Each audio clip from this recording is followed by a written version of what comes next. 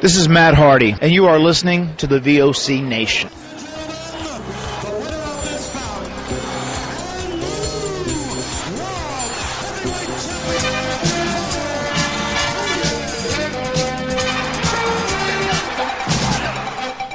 Randy Macho Man Savage has regained the championship.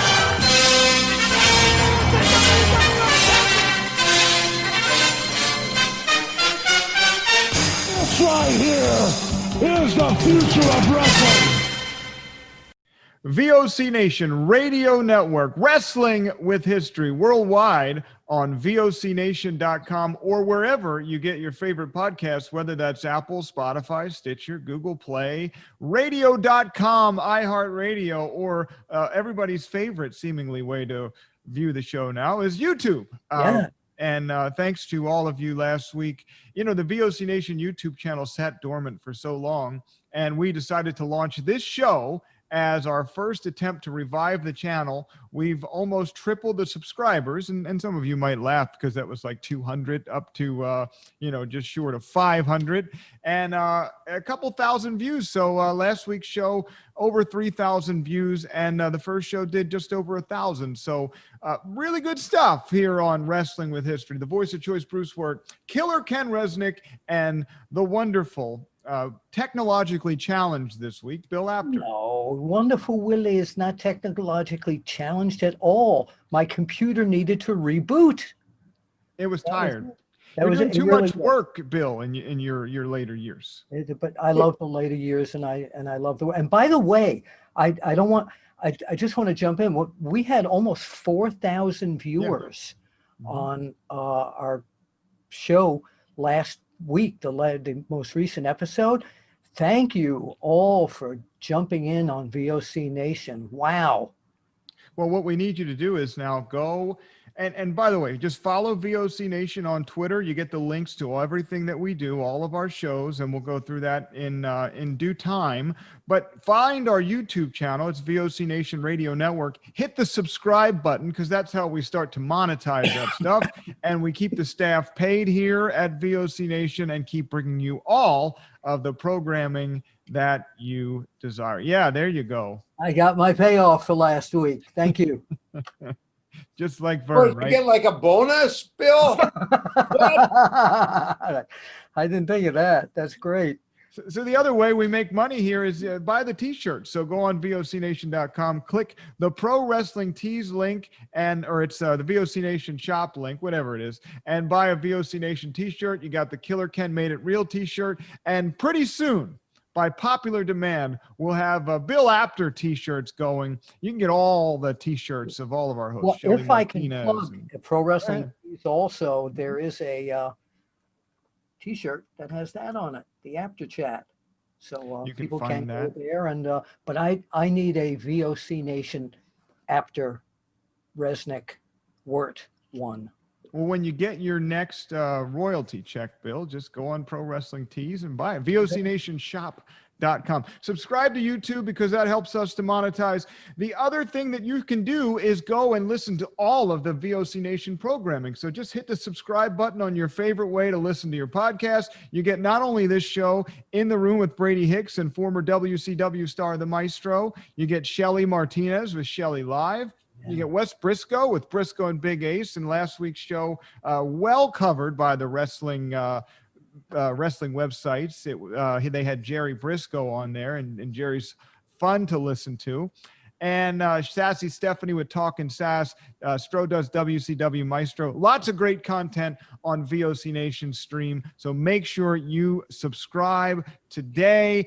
And gentlemen, I just want to break into this right away. Last week, we started the show with some current stuff. Ken and I hadn't been doing that nearly at all. And last week, we had a really good reception when we went current.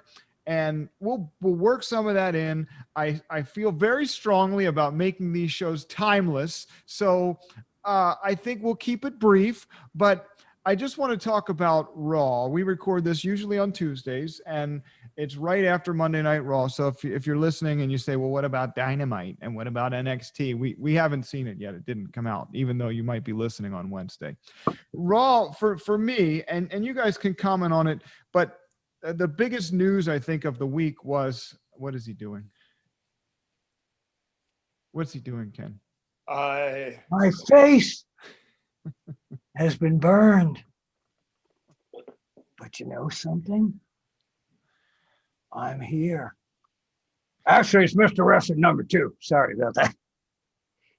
So none of that stuff works for me, by the way. None of that works for you. All right. Doesn't work for my family either. It's why do you do that stuff? Ken and I were talking off air, and I'll get to the WrestleMania stuff in a second. But it's like an overproduced television show now. And for me as a wrestling fan, and nobody cares what I think, they care what you two think. But for me as a wrestling fan, I liked when the characters were developed by the talent or influenced heavily by the talent. They felt it, and it didn't come off like they're trying to play a Hollywood part that they're an unnatural fit for. And I'm not trying to insult the talent, but I think a lot of them will tell you they don't necessarily love what the writers give to them all the time. And that's why when I watch wrestling today, I watch AEW for the most part. I don't like the flips. I like more of a classic wrestling match, but I'm not into the overplayed parts. Well, I think several things. If you like the wrestling part, I've noticed the past few weeks, because I've taken notice of Impact Wrestling more so since the invasion has started between they and AEW, and they're putting on good wrestling matches. But Monday Night Raw last night, since again we're taping this the night after, I didn't hate it. I thought when they opened with that thing with Randy Orton, it sucked me in right away. And I'm not a big sports entertainment fan at all. That's a good word. But he got that over so perfectly well. It compelled me to watch it and not go away from it. I did not like the payoff with Alexa Bliss and Asuka later on in the night, because we're talking what Alexa Bliss was involved in both these scenarios.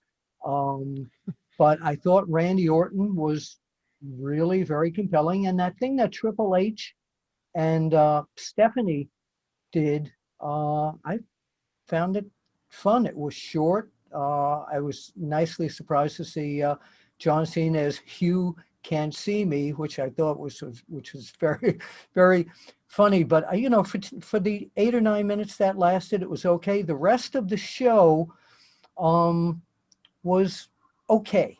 I mean, I didn't find it incredibly enticing, but the Randy Orton thing to me started it off well. What do you think, Ken? Yeah, I'm a little bit the opposite. And I'm the first one to say Randy Orton's, my skills, promo skills are just awesome. Yeah. But it was like, to me, he just seemed a little out of his normal element, where you could tell they had gone over and rehearsed what he was supposed to say and getting into the psychology. To me, it was okay, but it didn't have the normal Randy Orton, path, the believable character. As Bruce mentioned, I think, Randy's, current character is certainly an extension of himself.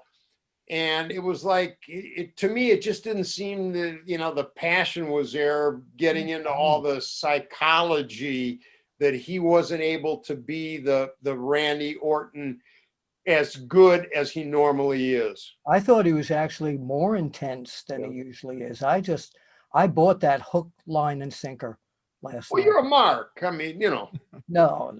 I try to be. I'm part of the reason that I still cover this is because I'm a fan. I don't even say mark. I don't use any of the inside jargon. Yeah, I'm just kidding. You know what really bothered me? Right after that, when they had the, sort of interview, I guess you will, with Bobby Lashley and Riddle, And I'm just thinking in the past, if you look at it again, if you DVR'd it or see it on YouTube, when Bobby Lashley stomps on Riddle's foot, the camera was wide enough. He missed his foot by 2 feet. Did he? I didn't notice that. It wasn't even close. And then Riddle sold it like, his foot had just been crushed, with a sledgehammer. And I was kind of thinking back, Bill, in the old days, we heard the term bannered a lot.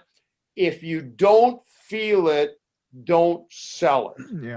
Let me ask you a question, because you're old school like I am too, but maybe there's one thing that separates us in terms of how we perceive this stuff is I'm going at this I'm trying to look at it like a wrestling fan. I'm not trying to look at it like an internet person or someone who's in the business. I'm trying to watch it as a fan.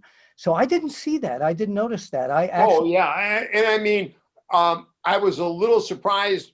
I happen to notice it in that, in the old, I was taught, again, if you don't feel it, don't sell it. Yeah. And when they went to it, I was a little surprised that the camera was back far enough where you could see it. And if you get a chance, Bill, I'm not kidding. Bobby Lashley missed his foot by 2 feet. And it was like, I'm thinking, either in the old days, Vince probably would have gone apoplectic over that. But now it's, I don't know if they've just said, we are just entertainment.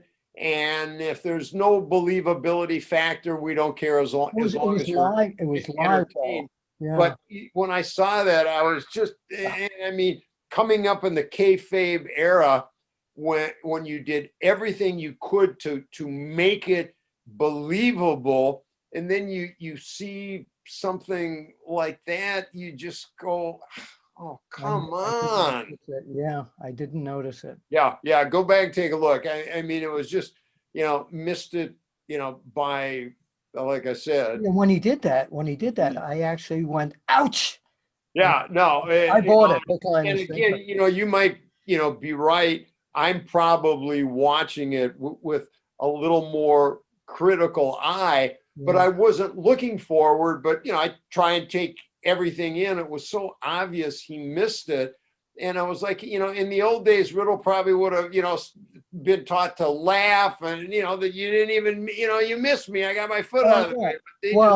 The bad part of it was that when Riddle came out and he had that little bandage on his foot, he was jumping and, he was all over. And that was unbelievable. And I think back, to the old days, the psychology where if somebody was working on your leg or your arm, you sold that throughout the whole match. Absolutely. And your opponent went after it. Yeah. And it was like, here, it's like just, and I just scratch my head and not casting any aspersions on anyone. They still get, almost 2 million viewers a night, but just thinking back, it's like you could still do all the entertainment aspects, but just try and make it a little more credible, or at least, create that just small shadow of a doubt. And I agree. I didn't see that. Bruce, what were you going to say? Well, let me ask you this. I think back to 1987. If I think about the height of my my WWE fandom, it's probably somewhere 86 to 88 in terms of when I really, if I go back to watch, or when I really was invested on TV. And I think about the fact that they had the characters, some of the over-the-top characters, but the things that they were doing, you could feel, and there was believability.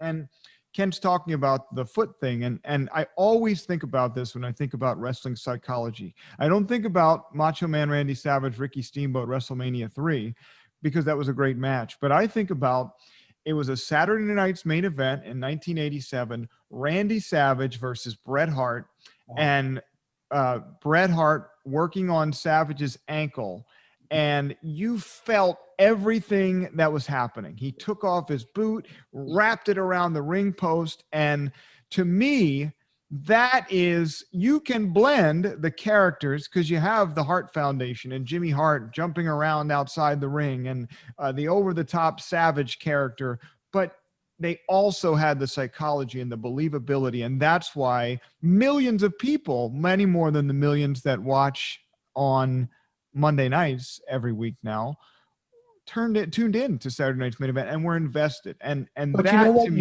You know what? The part here, what they would say is different. That it's a different. The moves are different now. The psychology is different now. Where a guy might work on one body part, or a girl might work on one body part. Where right now, that's not part of what pro wrestling is. It's faster. They go after every body part. It used to be that killer instinct, where, you know, if you hurt that guy's leg, you went in right away and you wound up with a figure 4 leg lock, and that's the whole match was you going after that guy's weak point and seeing if he could get it. Doesn't happen anymore today. Even in AEW, Ring of Honor, you rarely see them concentrate because the matches now are faster moving. It's a different pace. I just don't think faster means better. Go ahead, Ken. No, it doesn't. One of the things that, you know, I noticed, and Bill, you're 100% right, as you are almost 100% of the time. No. I think they can still do that, but it's like the whole psychology is more just to entertain the viewers, where, you know, in the 80s, as Bruce referred to, and even in the 90s, it was more not so much entertaining, but making sure the audience got invested into what the match was and what you were doing. And it's like they just kind of forgot about that, where it's just entertain you. And I want to go back to one thing you brought up, Bill. It really took me aback. You know, you obviously liked it, but when Triple H and Stephanie, you know, came out and kind of made a joke of being newscasters when, you know, they're announcing the next 2 years of WrestleMania, I kind of said, this is without question, everything else aside, WrestleMania is the marquee event of WWE. That is the face of World Wrestling Entertainment. And they kind of made a joke and lighthearted about it. And I'm thinking, if you're going to joke about your marquee event, I'm like, huh? I think, and again, and I'm not defending them in any way, I think because they're sports entertainment, but in the next few weeks after the Royal Rumble, the seriousness of that event will come out. I also want to mention that as late as the John Cena era, we saw matches where Cena and an opponent would work on a particular body part in a 60-minute match and really go at it. I think when they did the pay-per-views back then, it was a different mentality, where right now, Raw, even SmackDown, it's a fast moving variety show. But I'm looking forward to, like, even at the Royal Rumble, with some matches being actual matches there, but it's harder to do it without that live crowd, because you don't have that drama of, again, if you get a guy in a leg lock and you work that for 8 minutes when there's no crowd there except that virtual crowd, people are going to channel turn. You know what really surprised me, and the more I see Alexa Bliss in the ring, the more I'm realizing and coming to appreciate she's a pretty good worker, you know, the character aside. And I thought she and Asuka had a pretty good match, but yet even then they've got to go to the theatrics, the lights go out, go to commercial. Now she comes back as part. It's like even a really good match today has got to be more theatrics and entertainment than wrestling. Correct. And the message behind that was that the way she acted, of course, was that Bray Wyatt had infiltrated her soul. Right. So that's pro wrestling? No. But up until then, it started becoming not real to me when anything Asuka did, all Alexa Bliss was just moved out of the way. Yeah. For some reason, Alexa Bliss last night in that match, when she was doing that, she looked like Taylor Swift. So, and I mean, even for me, I realized that, again, maybe, I watch the shows and the television with probably a little bit more critical eye, having been, on the inside. But that's what it really dawned on me that, even from my standpoint, the entertainment and the character gimmick had overshadowed the in-ring talent that Alexa has, because up until, sitting back and watching that match, I never really thought of her more as a character than a wrestler, but she's got pretty good in-ring talent. She does. And some of the other guys who are really trying to get over, like Ricochet and all, they're doing, I feel in a lot of ways that they just keep doing this over and over and over, and it's not moving forward at all. let me ask you this, Bill, and then we'll move on. We'll take a break, and we promise the fans we'll talk about the first WrestleMania, which we've been Ken and I have been talking about for weeks. We've been leading up to this, and then if we have time, we'll get into the PWI ranking system. We might have to save that for next week. We'll see how the things old go. one when I was there. I don't know how they do it now, but Well, we'll talk about back in those days, because I think that's of. Go ahead, Ken. But before we take a break, there's something we have to do. uh-oh. And I've been Sounds thinking serious. about it.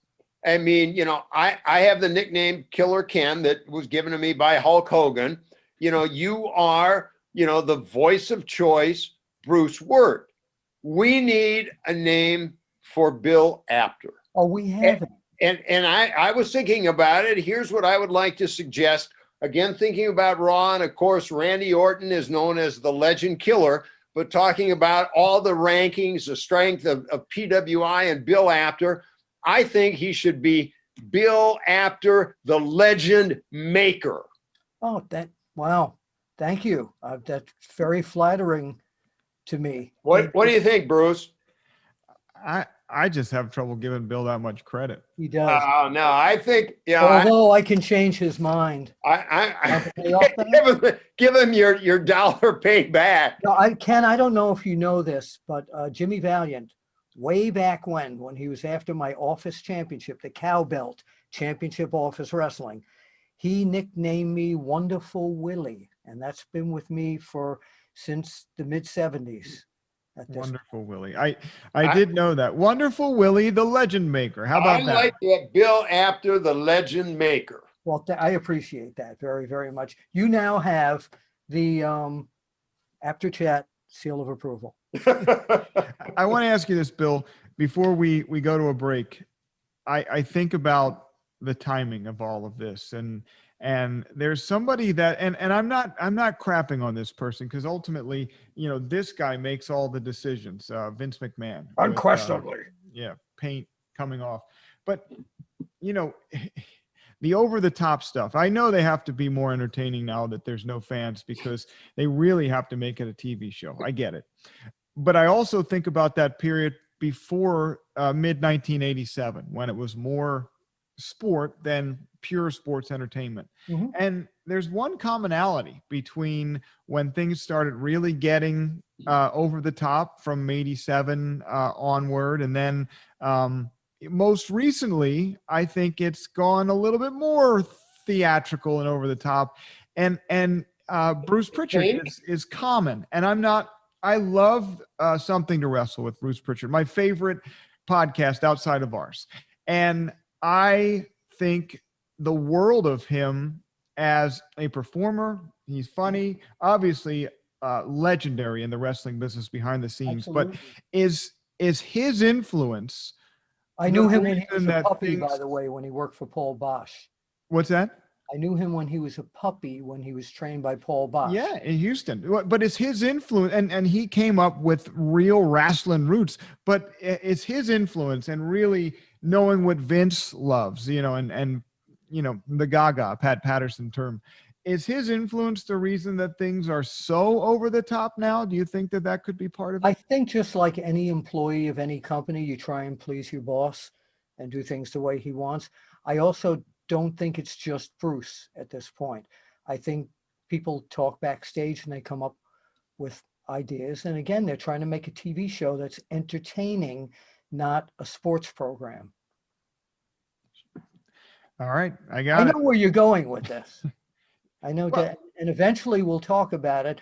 If fans keep getting those subscription numbers up, I will talk about it. Yeah. Bill's got a real strong opinion on this, and I'm going to get it out of him. I'm going to keep working. Let's get a few thousand subscribers here, and then we'll open the floodgates. You know your mission. At VOC Nation is how to follow us on Twitter. Find the VOC Nation Radio Network on your favorite podcast app, on YouTube. Got to get the subscribers up. We got to get the podcast numbers up. We want them in the hundreds of thousands. So you know your goal. Tell your friends. Tell your neighbors. This is Wrestling with History. It's on VOC Nation. We're exclusive to VOC Nation. And by the way, this episode is presented by our friends at PW Insider. Mike Johnson, Dave Shearer, and the team. If you want news first and fast and accurate, go to pwinsider.com. That's not to say we don't love 411 Mania or Wrestling Inc. or any of our other friends, but they're the friends we're focusing on today. We'll be back on the other side. We'll talk WrestleMania worldwide in the VOC Nation Radio Network.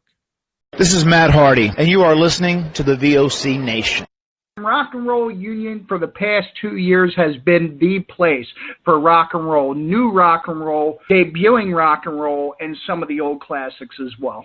We have welcomed guests from around the world, national artists, and more. We have excited many people by our live events. We've welcomed everybody into the fold, and we continue to do so on a weekly basis. Guys, that is Rock and Roll Union, and that is what we do for you. Saturdays, 6 p.m. Eastern, VOCNation.com. Since 2012, HISC Talk Radio has been bringing you the best of independent wrestling and wrestling on the worldwide scale, with interviews and other segments now featuring the Wrestling Historian with Craig Ligon every Thursday night at 6 p.m. at VOCNation.com, or go to your Android or iPhone and type in VOC Nation Radio Network and subscribe to the greatest wrestling podcast network in the world. Listen to HISC Wrestling Podcast today.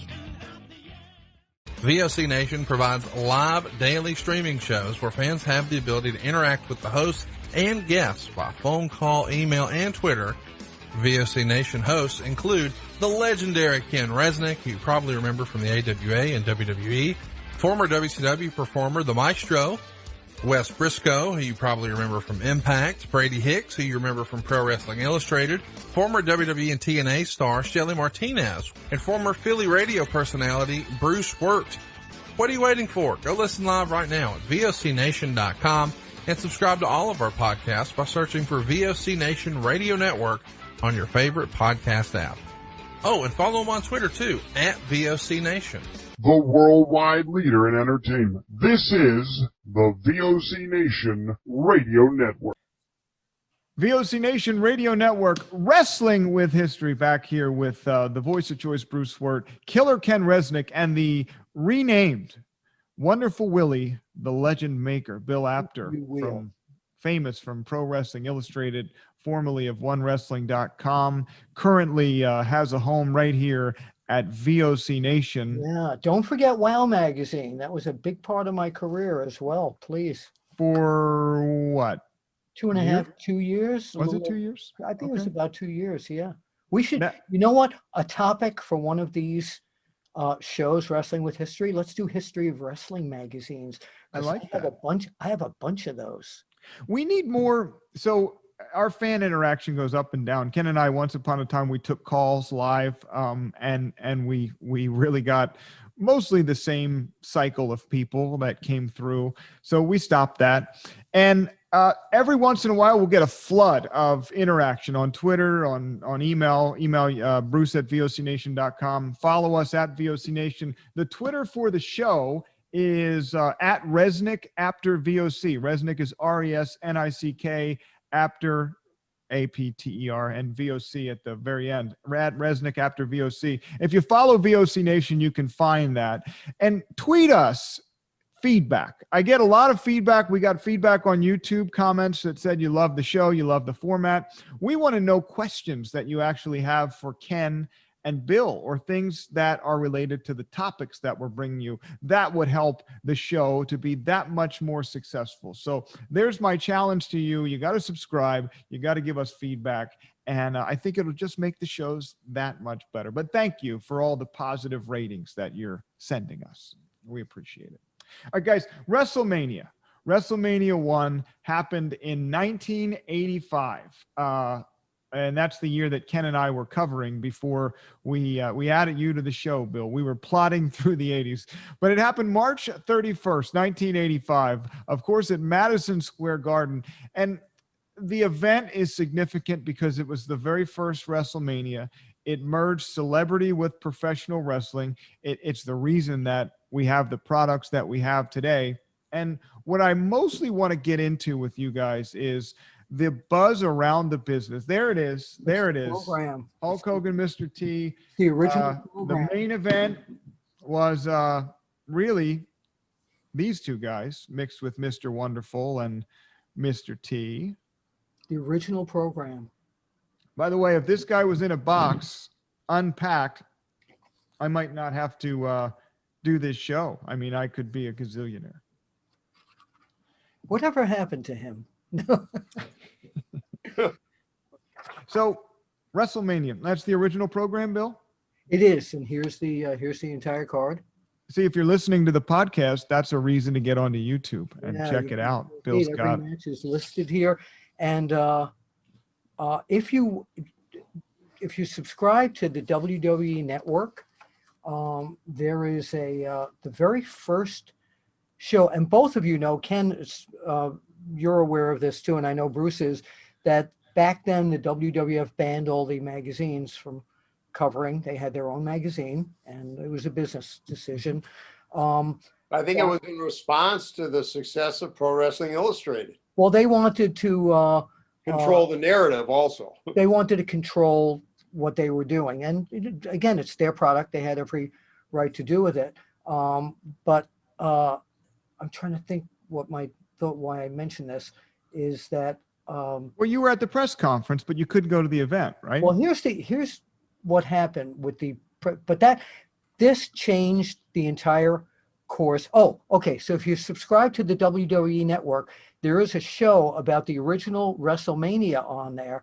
And because all the magazines and I were banned from going to the event and everything before and after that, so many years, I was shocked when I got a phone call from the WWE Network, and they were first kicking up to bring me into a studio and talk about the gamble that Vince McMahon took for that first documentary. I'm on that documentary, and talk about that he took his whole bankroll, his family savings, everything, and invested it in that. And had this not worked out, he would have been, excuse me, buddy, can I borrow a dime? I'll clean your car window gladly outside the Lincoln Tunnel.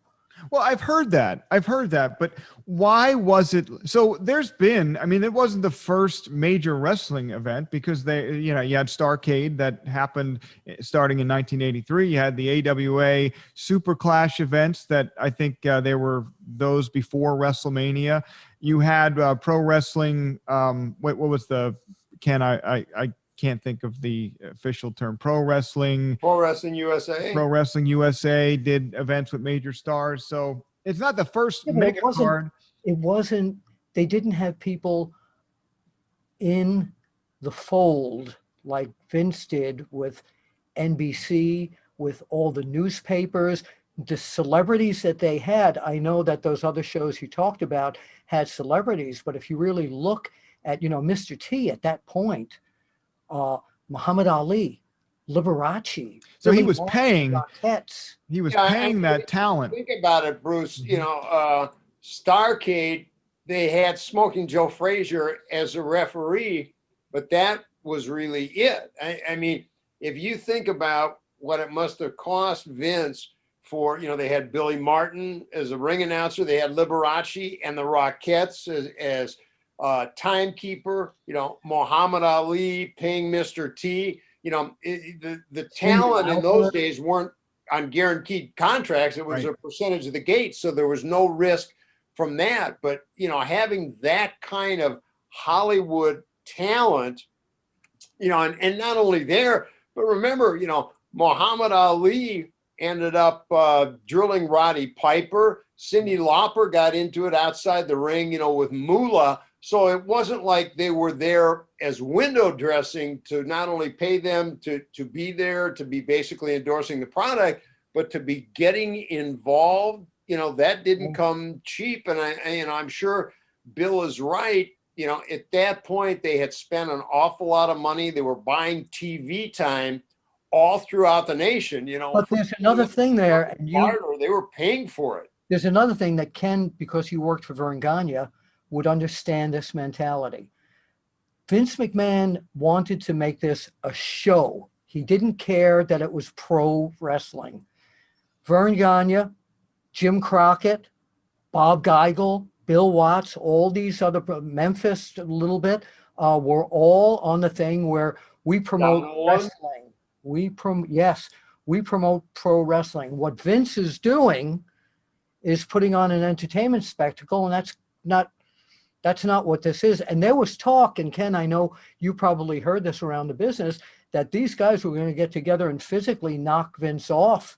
I don't mean to kill him, but to make sure this whole thing wasn't going to take place and it wasn't going to even happen. Well, that was Pro Wrestling USA, right? I mean, it was Crockett and Gagne getting together to stop. It was it was a lot of promotions, but I'm talking about physically making sure that this wasn't going to happen. That was the rumor going around the business. But these other promoters tried everything they could to stop it by putting on classy wrestling. But what this did was it brought into prominence fans that had no idea what pro wrestling was about anymore. They thought it was the old seedy arenas.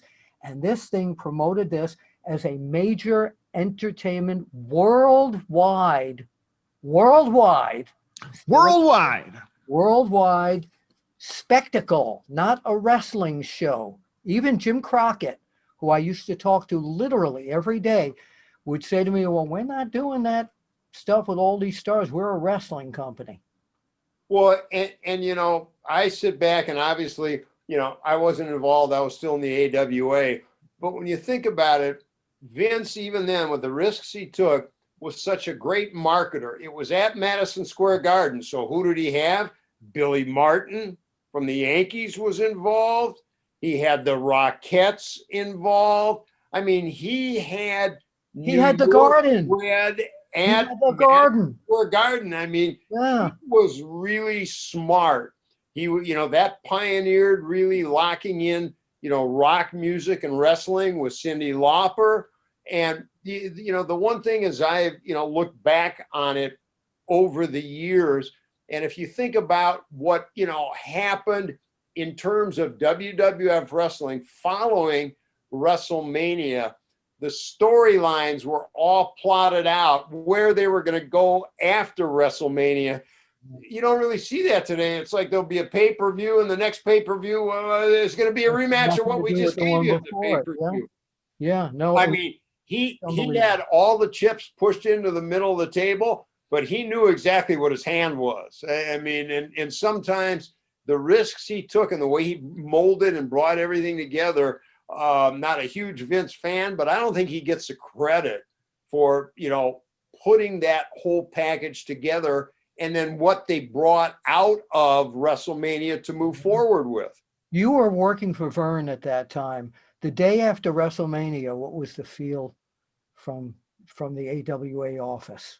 The reality was it was just a spectacle. It was a one-off. Nobody's going to care.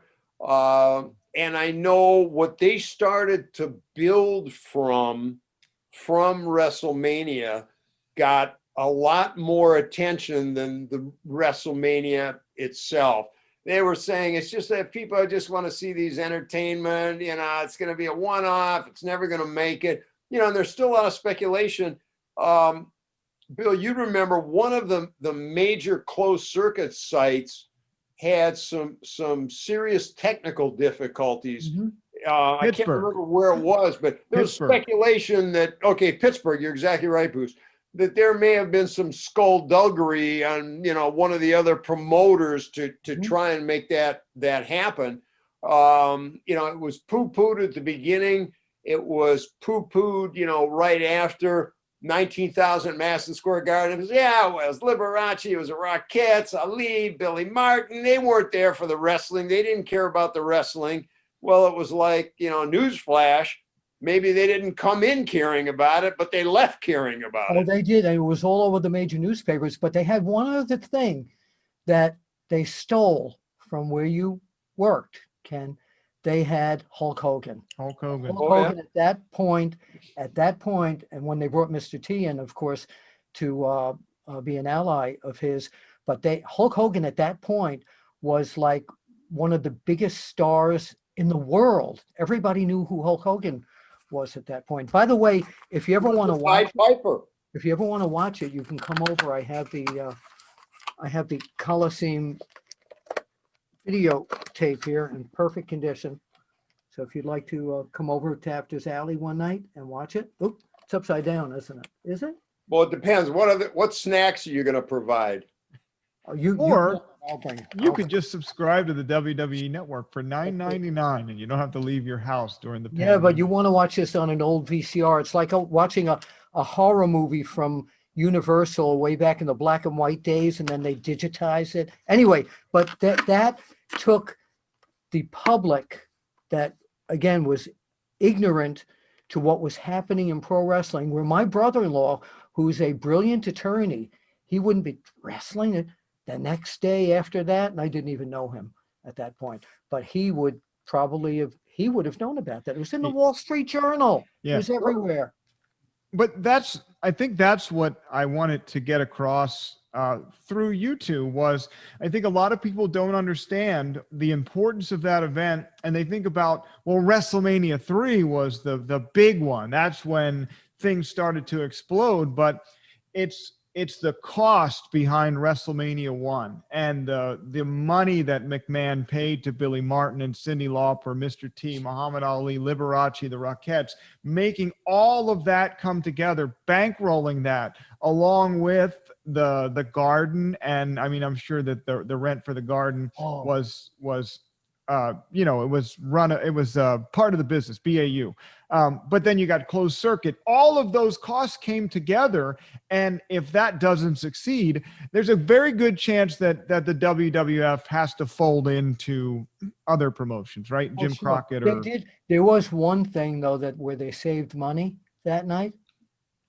They had hundreds of people that invited to come in and have dinner with the wrestlers and all that. They used paper plates. Well, the fact is, Bruce, you're right. And a lot of people think about, WrestleMania 3, the Pontiac Silverdome, Hulk and Andre. But if WrestleMania 1 hadn't been a success, nobody would have cared about WrestleMania 2. And the fact that WrestleMania 1 was such a huge success, WrestleMania 2 was almost guaranteed to be a success before they announced the card, because it was all in the marketing. Had become a thing. It was an event. It was the Super Bowl. It's WrestleMania. Right. But it's all about the marketing. And McMahon had expert marketing teams working with him to make sure, and he going out to all these different places. He and Hogan would go to these newspapers, to these TV stations. Here you have these, Vince McMahon and Hulk Hogan coming to, help promote the event and, everything. It was perfect. And he also knew his target audience and how to reach them. So he started the commercials for kids, lunchboxes and things like that. And the year before, they started the partnership with MTV, and their first wrestling special, The Brawl to End It All, that's on MTV, July 23rd, 1984, Madison Square Garden. And that's where Cyndi Lauper jumped into the fray. I think all of that kind of came together. And I think, Bill, you hit it right on the head. The marketing aspect and Vince knowing his audience and knowing techniques to reach that audience led him to be so successful. And I think that might be a little bit of what they're missing today. Go ahead, Ken. I stepped on you. I'm sorry. Oh, no. I was going to say he was so smart in who he picked out. As you mentioned, Cyndi Lauper, MTV. Cyndi Lauper alone brought in the younger audience. He was in Madison Square Garden. At that time, who was the most controversial sports figure in New York? Billy Martin. Billy Martin, yeah. It's entertainment. You know, they didn't call it sports entertainment, but Vince recognized this has got to be entertainment. In all the entertainment world, who at that time in 1985 was the most over the top? Liberace. He brought in Liberace. I mean, the planning and the people he used. Was there a bigger name, as Bill said, worldwide than Muhammad Ali? Yeah. There he is. Muhammad Ali is going to be there. He covered every single base. He also because of his business dealings and people in his office, he also knew how to attract the business people to come and watch, the Wall Street people who would sit there, you know, in suits and ties and start to, you know, this became the Vogue. This became like an Ali Fraser fight where people from all walks of life, it's a very hot ticket and they all wanted to be there. Think about WrestleMania 4 and 5. I think it's 4 and 5, where future president of the United States, this isn't a political statement, but Donald Trump right in the front row. And that validated professional wrestling for that business community at the time, because he wasn't a politician back then, folks. I could share an interesting story that I don't think I've ever told, but to give you an idea, as Bill mentioned, the difference in philosophy from Vince McMahon to Vern Gagne. We were going out to the Meadowlands, Bill. Remember the first big kind of Pro Wrestling USA card? Night of Champions, I think. We do a great house. My best friend lives in New York. So we were going out to lunch, and I don't know how he wormed his way in, but anyways, Vern had nothing. So Vern came with me to have lunch with my best friend, who was a pretty astute, very successful Wall Street individual. And Vern was talking while we were at lunch, saying that he got a request from the New Yorker. New Yorker magazine wanted to do an interview with him. And my friend said to him, New Yorker? And Vern said, yeah, I turned him down. Yeah, now all of a sudden they want to know about wrestling. For years, he wanted nothing to do with it, just put us down. I'm not doing it. And my friend is going, Vern, you're turning down the New Yorker? Are you crazy? But that was the difference in attitude. You know, Vince would have sent a limo down to pick up the writers. Kenny let Hogan go. Dude, I'm not talking to them. He let Hogan go, and that guy will never be able to work here again. Yeah. But I mean, they're, you know, Bruce and Bill, you know, just, you know, focuses on the different philosophy between, say, Vern. I think the AWA at that point was the second best promotion, you know, along with WWF. You could argue which one was one or two. But while Vince McMahon recognized and was embracing entertainment, trying to bring them in, Vern was saying, I'm not going to talk to the New Yorker. Where were they when I needed them? Now suddenly they want to talk to me. Forget it. Well, you see, Jim Crockett would have encapsulated. If that was Jim Crockett with you, he would have done that. See, I put AWA and NWA on the same level back then. Yeah. But you're right. Jim Crockett would have, you know, couldn't have gotten there fast enough. Yeah, absolutely. And I think once Jim Crockett saw how the world was changing, he started bringing in Joe Frazier was pre-WrestleMania, but Jim Crockett, because he had Dusty Rhodes, Dusty was tuned into entertainment. Although I think Vince was smart enough to learn from Starrcade kind of the disaster it was with Joe Frazier as a referee, they had Muhammad Ali as a special guest referee for the main event outside the ring, but Pat Patterson was the in-ring referee. Yeah. I think Vince kind of learned from, the Starrcade problems with Smoking Joe. Yeah, the match because I was there, of course, but Dusty and Flair was the selling point of that thing. Whether Joe Frazier would have been involved or not, they still would have done a Dynamite pay-per-view. Yeah. Hey, Bill, you talked about, or maybe it was Ken, talked about the New Yorker. Part of the promotion for WrestleMania was Hulk Hogan appearing on Hot Properties with Richard Belzer a couple days before the event, and he puts Richard Belzer into a front face lock, knocks him out cold, and he hits his head on the floor, and Belzer sues for $5 million. So talk about a cost for that event. I mean, if this isn't successful, great publicity. Just Richard Belzer could have put them out of business. Right. Great publicity because that Hogan was trying to show that, wrestling is real. We may have a lot of, they didn't completely lift the whole thing Knock up. him out. Get him good. But it was to prove that the wrestling end of this thing is still real. We might be dressing it up with shtick and celebrities, but what we do is real. Yeah. There's a difference. I'm sure to this day, when as the way Hogan was over as the babyface, probably there's a lot of people that had no idea what Bruce was talking to, what Hulk did to Richard Belzer. But as a heel, everybody knows what John Stossel took from Dr. D. David Schultz, and they weren't that far apart, but there's a difference. Yeah, definitely. But the WrestleMania was the biggest gamble of Vince McMahon's life. And to be honest with you, it was a good thing because it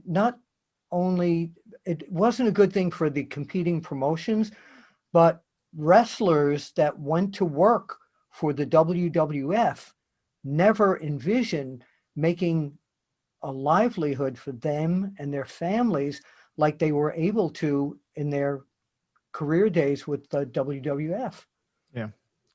Yeah, amazing transitionary point for the business. Let's take a quick break. There's a whole lot more, and I'm sure you fans will want us to talk a lot more, not me, but them to talk a lot more about WrestleMania, and we will in the coming weeks and months. Wait a minute. We forgot one part. We talked about me getting into the press conference, right? I know, but let me take a break, and then we'll end the show. We'll come back on the other side. I'm not going to talk about the press conference. I just want to let you know because I haven't told anybody. Okay. We're off the air now, right? No, Bill. Well, you're supposed to play along and say, yeah, we're off the air now, right? Yeah, we're off the air. I know. I snuck in. I was not invited. I want to hear more about this. We'll do that, yeah. I want to hear more about this. Oh, wait, there's the record button is still on. Yep, duped again. He must be getting his cues from WWE writers. We'll be back on the other side. Knowledge of the last minute and a half. More on WrestleMania. I think the PWI rankings will have to push to next week. More on WrestleMania. We'll get deeper on WrestleMania in the coming weeks. We'll unpack the card. I know you're gonna give us that feedback, and we'll do that for you. But this is all about the lead up, and I think that was important. This is Wrestling with History worldwide in the VOC Nation Radio Network. This is Lance Storm, and if I can be serious for a minute, you're listening to VOC Nation worldwide. All right, VOC Nation Radio Network, Wrestling with History, and we're worldwide, vocnation.com, or your favorite podcast app, wherever you get your podcast. Make sure you search for us and subscribe. You get all the fantastic VOC Nation programming. Go to vocnationshirts.com, get your favorite VOC Nation program shirt, courtesy of Pro Wrestling Tees. And by the way, this episode brought to you by PW Insider. Get your news accurate and inside from PW Insider. Mike Johnson, Dave Shearer, man, they're the best. I forgot the little tagline I was using. Sorry about that. By the way, VOC Radio, what about the VOC Video Nation that we're on right here? The booming YouTube channel, the subscribers are going almost triple. And again, small amount for all of you. I mean, like we're not in Jim Cornette, the stratosphere that he's in, but this is a budding YouTube channel, and almost at 500. We need to get to 1,000 to be into monetization territory, and that's how Bill and Ken really get their payoffs, right? I'm not McMahon with the big backing behind. That's not what I hear. You fans that follow me at onewrestlingvideo.com, we got 28,000 of you. I know you're watching me on here as well. So subscribe here, because I'm on here every week along with two incredible talents here. Killer Ken, if you will, and beautiful Bruce Wirt. Oh boy. Let's just stay with the voice of choice, okay? I just gave you a wrestling name. Come on. Oh boy. Beautiful Bruce, baby. All right. So, gentlemen, to wrap up the lead-in to WrestleMania, Bill, you were shut out of the event. So, Pro Wrestling Illustrated was not allowed to shoot the event, and that's well, none of the magazines were allowed. Right. Yeah. Right. But that's because they wanted their own people. They didn't want outsiders in. But they had the newspaper. No. They were. Oh, they did let the newspapers. There were newspapers from all over the world were there. Every country had it. They didn't want competing magazines because they had their own magazine. You should have put on a fake mustache and got a press pass from somebody. We had a gentleman from England. His name is Chaz Fenn. Chaz had a very long neck, and he always told long stories. And Chaz, yes, and Chaz was our staff photographer at that point, and he went to Madison Square Garden with a 400 millimeter lens. We bought a ticket upstairs, and he wrapped it. And when he was going through security, they said, "What is that?" He says, "I'm on a special diet. It's a special sandwich that I have to consume." And the guy said, "Okay, go through." So he got the lens in, and nobody caught him. And he shot the matches from up top. Like that would happen today. Yeah, right. Exactly. But you were able to get to the press conference. You told us during the break. I did air quotes for those listening on audio only. You told us during the break you were able to sneak into the press conference. You know what? I went to the hotel where it was. I think it might have been the New York Hilton, and all the celebrities and there. Billy Martin was there, and Liberace, Muhammad Ali wasn't there, if I remember. No, Ali was there, actually, and there were tons of press, and I didn't think that Vince McMahon or anyone in the WWF would turn me away and make a scene in front of the entire world of press. Yeah. So I walked in, and then get out of there, Apter. And then when he saw me, he just said, "How you doing, Bill? Nice to see you." And there's a photo that's in my book of me taking a picture of Vince while the Undertaker and Basil DeVito, who was Vince's right-hand man at that time, it was the first time I ever posed Vince McMahon because there were other press photographers there. I'm looking for the photo. There are other press photographers there, and he couldn't say no. And you know what? He and I always got along fine personally. It was a business decision. There we go. There he is. Wonderful. You see the Undertaker standing there too, and yeah, it would have embarrassed their organization had they said, you're going to have to leave, this type of thing. And I wouldn't have made a stink out of it. I'm just not that type of person. But yeah, it was very cool to be there. And some of the wrestlers kept saying, "Hey, you're going to be at ringside with your camera?" And I said, "No." He said, "Why?" I said, "Just Vince doesn't let the magazines in." And they were all like, "Oh, well." They knew they were going to get publicity all over the world in every legitimate news media. Well, next week we'll talk more about the event and the aftermath. We'll get into the rankings. I promise we'll get into the story behind the PWI rankings. We want to know from you, if you're listening, whether it's audio or video, whether you subscribe to VOC Nation on either. Tweet us at VOC Nation or tweet the show. Either way, I can access either one, at Resnick Apter VOC or at VOC Nation. Let us know your favorite WrestleMania I either match or part. So it could be any aspect of WrestleMania. Maybe you liked Liberace. Maybe you liked Gene Okerlund singing the national anthem. Whatever you liked most about WrestleMania, let us know, and we'll figure out a fantastic prize that we can give you. How about I have something in Apter's Alley here that I might be willing to give to that one person who comes up with the best why this was my WrestleMania moment. As long as it's not Chris from Minnesota. Because come on. That's exactly what it was going to spoil the surprise. No, he still owes him a T-shirt from the last contest. That's why. Or Malcolm or Rat Boy. Rat Boy, I miss him. This is going back into the archive.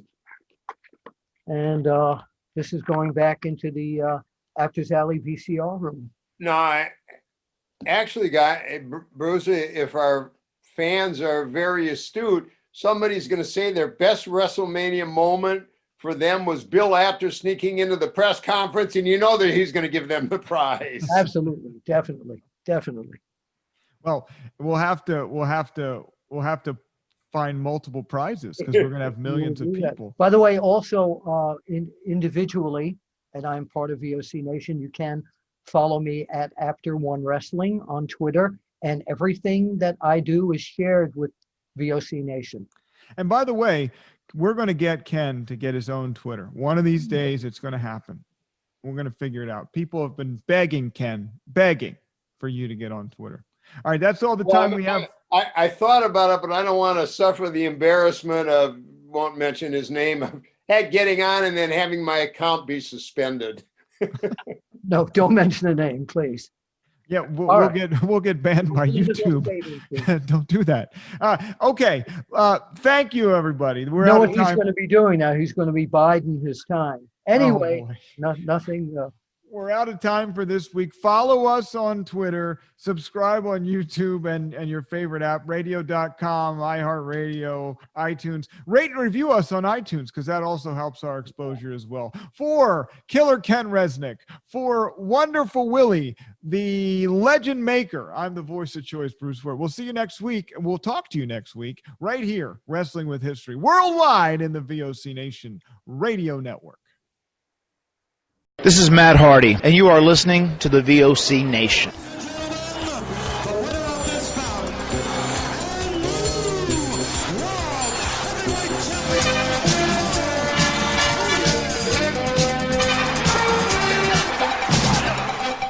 Randy Macho Man Savage has regained the championship.